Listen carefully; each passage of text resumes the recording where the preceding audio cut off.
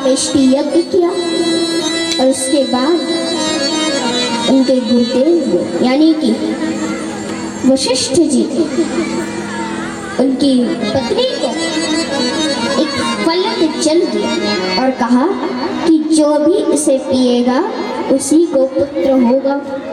तो देखिए आज महाराज उस जल को लेकर के रानी को देते हैं। तो रानी ने सोचा कि अभी ना पी करके रात्रि में जब प्यास लगेगी तब पी लेंगे इसको, और उसको रख करके सो गई।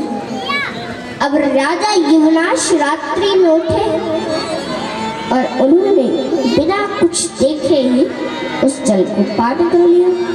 प्रातः काल होते ही जब पता चला तब राजा युवनाश के मन में चिंता, अब क्या करें। और फिर राजा के पेट को चीर करके पुत्र को बाहर निकाला गया। लेकिन अब समस्या ये कि वो दुग्ध किसका पान करेगा। तब स्वर्ग से इंद्रदेव आए थे और उन्होंने अपनी इक्कनी उंगली उस बालक के मुख में दी और कहा कि ये मेरा दुग्ध पान करेगा। और उसी बालक का नाम आज मानधाता पर, मानधाता के पुत्र मुचकुंद हुए जो बहुत तपस्वी हुए। मानधाता के वंश में त्रिगंध हुए, त्रिशंक हुए और राजा हरिश्चंद्र जी हुए जिन्होंने सत्य पालन में अपना सर्वस्व बलिदान किया। कहते हैं कि भागीरथ की तपस्या से माँ गंगा प्रसन्न होकर के 2-4 शर्तें मनवा करके आई और प्रभु की कीर्ति बहुत फैली और सूर्यवंश अब रघुवंश के नाम से प्रसिद्ध हो गया। कहते हैं कि महाराज दशरथ की 3 रानियां थी, लेकिन 3 रानियां होने के बाद भी महाराज निसंतान थे। तो महाराज दशरथ ने पुत्र कामेष्टि यज्ञ किया जिससे कि अग्नि नारायण उस यज्ञ के हवन कुंड से निकले और खीर का चरू महाराज को दिया और कहा कि इसको दोनों रानियों में बांट दो। आज महाराज ने उसका आधा भाग करके उस खीर के चरू को मैया कौशल्या और मैया केकई को दे दिया। लेकिन देखिए अब मैया कौशल्या और मैया केकई ने सोचा कि सुमित्रा जी को ये खीर का चरू प्राप्त नहीं हुआ है तो फिर वे उदास होगी।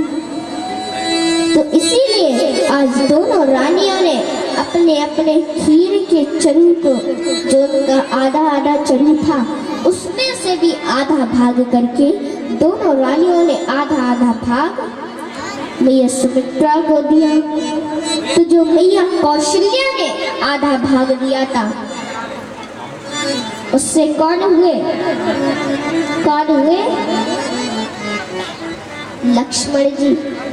और जो मैया केकई ने आधा भाग दिया था उससे शत्रुघ्न जी हुए।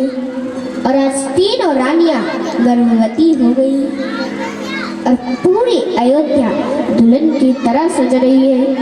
बहुत आनंद है, उल्लास हुआ और सभी अयोध्या वासी भी बड़े ही खुश हैं। कहते हैं कि अब चैत्र मास आया सो नौमी तिथि मधुमास पुनीता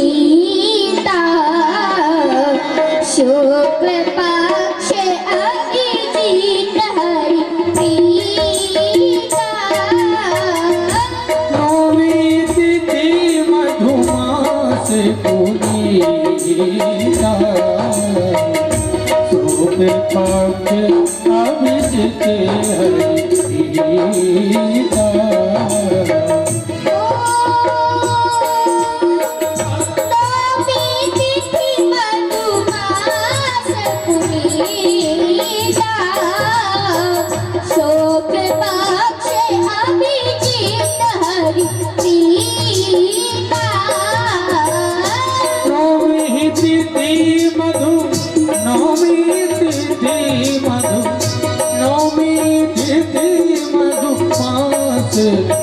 सीता शुक्ल पक्ष अभिजित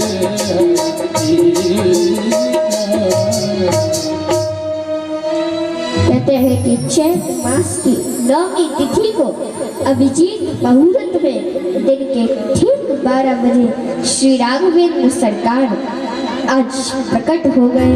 बोले राघवेंद्र सरकार की और सज्जनों, आज देवताओं ने पुष्पों की वर्षा की और हाथ जोड़ करके प्रभु की स्तुति की।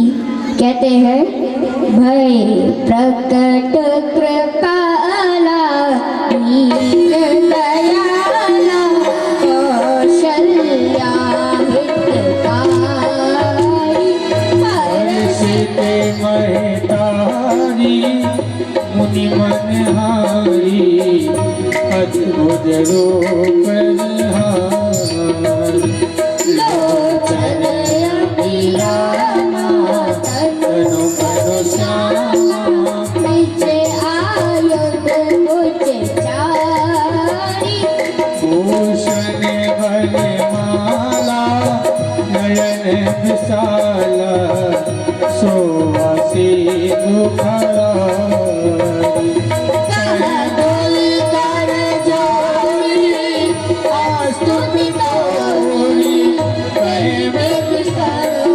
बनता माया गुण ज्ञाना पीत अमाना वेद पुराण भगवता करुणा सुत सागर सब गुण आगर देवी गावही श्रुति संता सोम हित लागी जन अनुरागी भयहु प्रगट श्री कंसा ब्रह्मांड में छाया निरमित काया रोम रोम प्रतिवेद कहे मैं और सोबासी यह उपयासी सुनत धीर मत तेरे नारे उपजा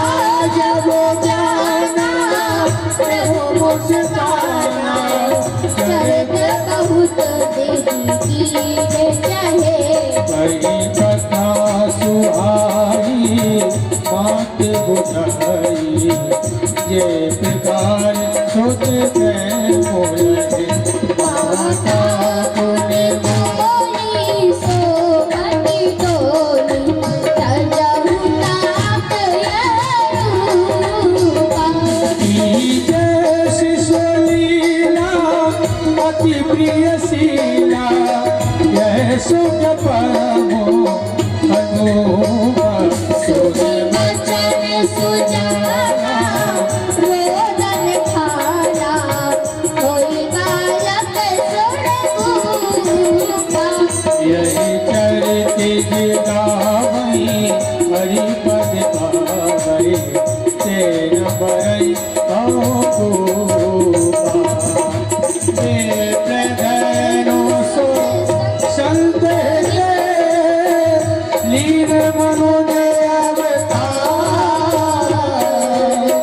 निज यज्ञ निर्मते तनु माया गुण माया गुण